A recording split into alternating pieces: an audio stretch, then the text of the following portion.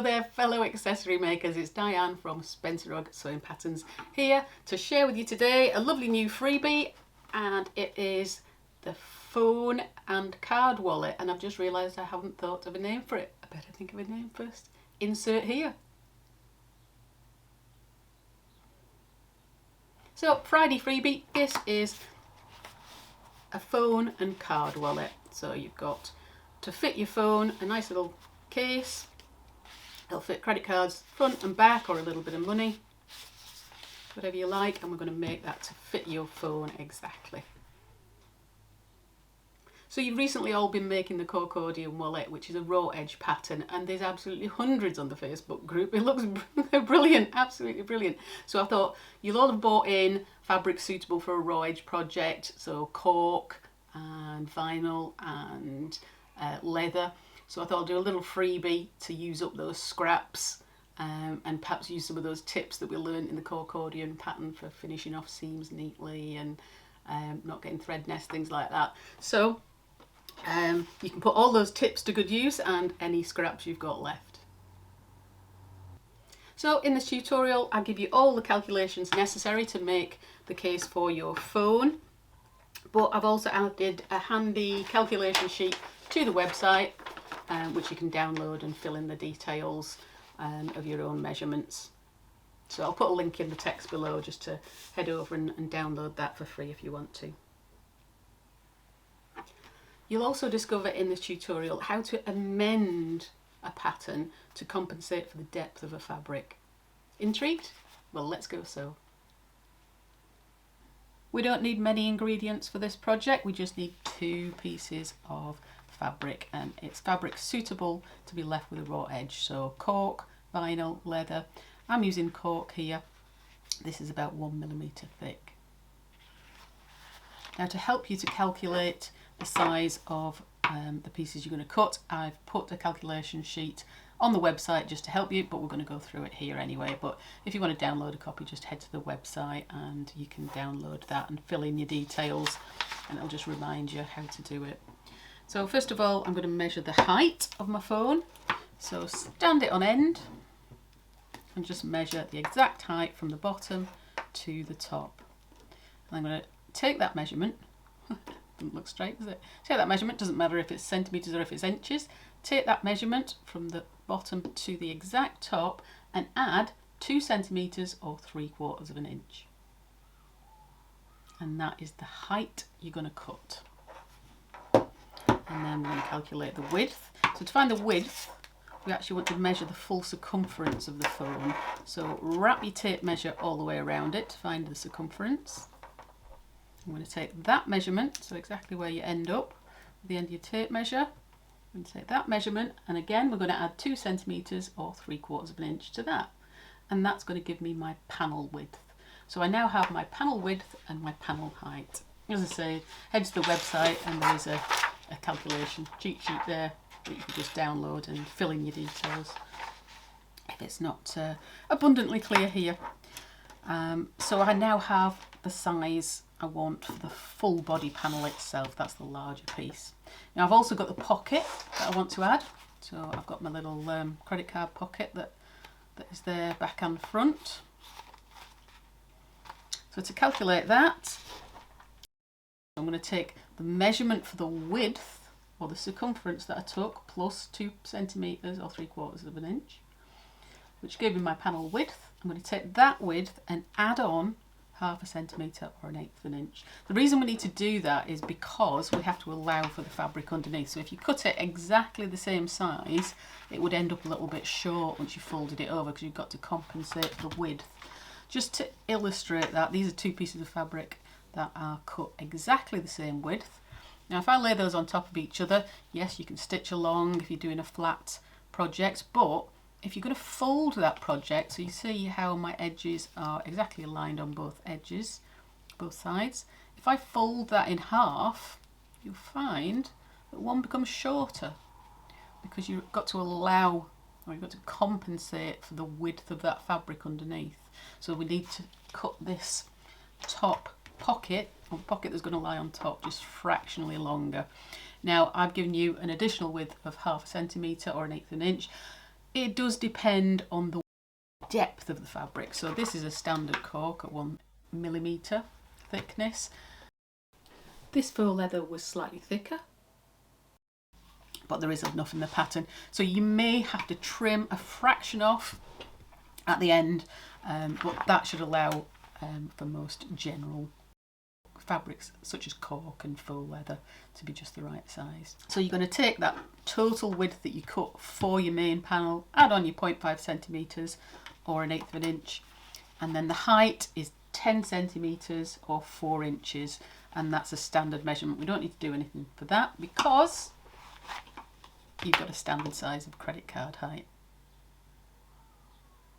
So as I say, head to the website if you want to download a calculation cheat sheet. Now you can leave the pocket exactly as it is and just straight across the top if you want. When you fold it over you'll have straight pockets. I quite liked the idea of just shaping it into a V. You can cut downwards, you could cut both sides, you could fold it in half and you could cut a little curve out of here on both sides. I just found the easiest thing was to cut a V shape to the centre. So if I fold that in half you'll see. I just cut downwards towards the centre of that, it will give me this nice V shape. As I say, you can just leave it straight all the way across if you want to. Just do that now. Do clip it in half.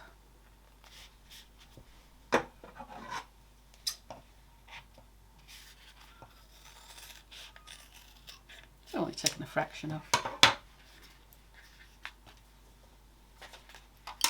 Okay, so that's my panels ready. So we've added a little shape to the pocket. You can also add a little shape into the top if you wish to. Again, you can leave it straight or you can curve the top edge if you want to. So I'll just do that too. So all I'm going to do is I'll just grab any curved implement. So for example, this is just a curved rule. Let's have a nice big curve on that, which is bigger, that one. So make sure you are across the width. And I'll double check that again before I do it, because it's really easy to get the width and the height mixed up.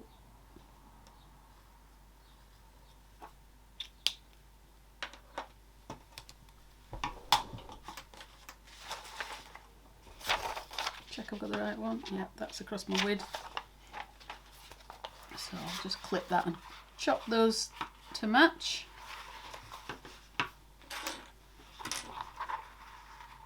You can do any shape you want, really.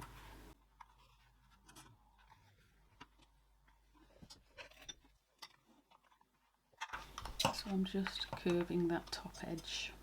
Nothing more. Cutting them together so they'll match.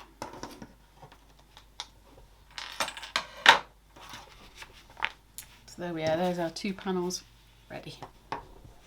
So first I'm just going to do a little bit of top stitching for a little bit of finesse. So I'm going to top stitch the top edge of the pocket and I'm going to top stitch the top edge of my case as well. Let me grab a bit of chalk. So we want to top stitch just to the bottom of the curve, no more. So just make sure you finish and end in the same place. So I'll top stitch from the bottom of the curve on that side along the top to the bottom of the curve on that side. If you've just done a straight top, then just stitch straight across the top. Again, on the pockets, just stitch straight along edge to edge, 3mm or 1/8 of an inch from the edge.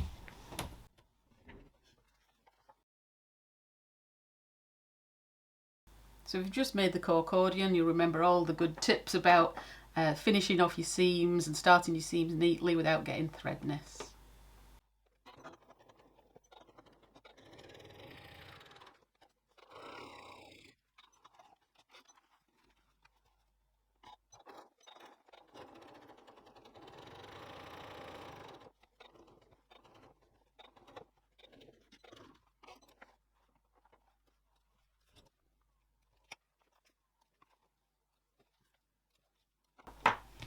Trimmity trim trim, there we are. Rub my chalk off and there are my two panels ready. So now I want to affix my pocket. So I'm going to first of all draw a line in chalk up the centre of that pocket. So I want to find the centre of the width. So fold it in half, a little mark, and then mark a nice straight line up the centre. I should have got a proper quilt rule to do this, but never mind.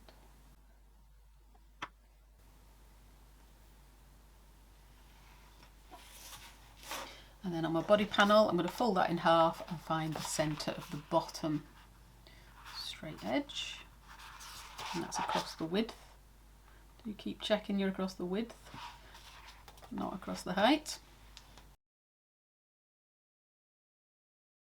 And then with my body panel right side up, I'm going to lay my pocket panel right side up on top too. And I'm going to line up those centre points. I'm going to clip that in place.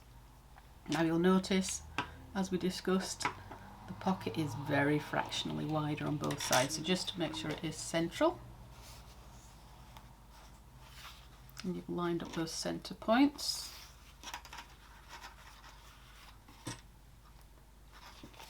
So you can see how much fabric I've got on each side to compensate for the width.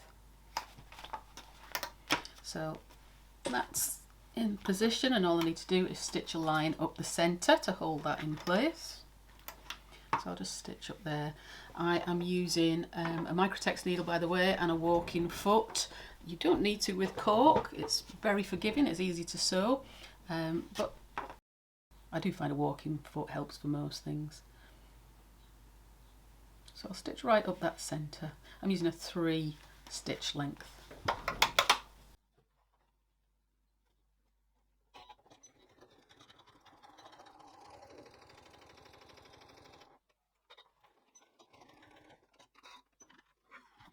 Nice firm back stitch at beginning and end. Trim up.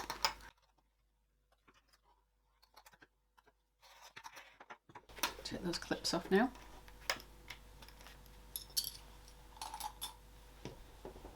And now we can have a look at folding that in half. So fold in half across the width with wrong sides together and clip at the sides. So line up all your sides and have a clip. And let's have a look at your pocket. So as I say, it does depend on the width of your fabric or the depth of your fabric. So the extra we've added on allows for about 1 millimetre depth of fabric. That's the depth of the fabric you've originally used. So when I fold that over, you can see that my edges are matching nicely. If you've used a thinner fabric, you might have a little extra, and you can just trim that off for your pockets. If you used a super thick fabric, then you might have to trim a little off the sides, but you've got 1/8 of an inch or so to play with there. So mine fits nicely, so we need to make sure those all fall in line really well, because we're going to stitch that now. So just take a little time to make sure it's super lined up everywhere.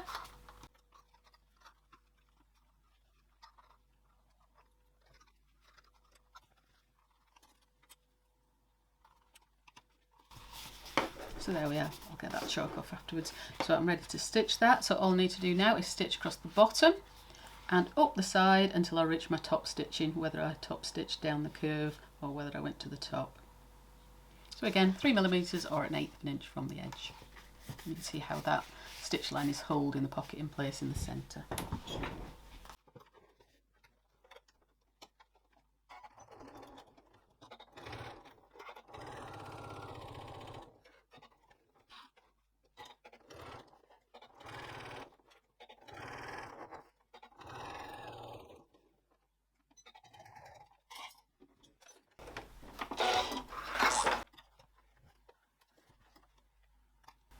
That's my phone making trumpy noises, by the way. I got fed up with all the pings. I was getting ping stress because it goes all day long, so I changed it into a trumpy noise instead, so at least it makes me laugh every time. So there is our completed phone case. How quick was that?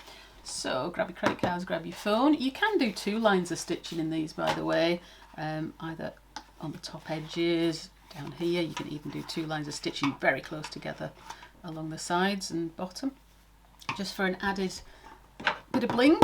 You could also chop off a tiny corner at the bottom too. Just everything makes it look just that little bit more professional. You could also edge coat it. Again, we discussed that in the cork accordion, and we have a bit of a demonstration on that. So there's my phone case completed. I can drop my phone into there. Fits perfectly. So I hope you enjoyed the raw edge project today, our phone and card case. Drop your phone in, pop your cards in, back and front. They will fit more than one card in each side, depending on the size of your phone, of course. You might have a giant phone, you might have a tiny phone. That of course will change the size of the pocket. But have a play around with different fabrics. They give different looks.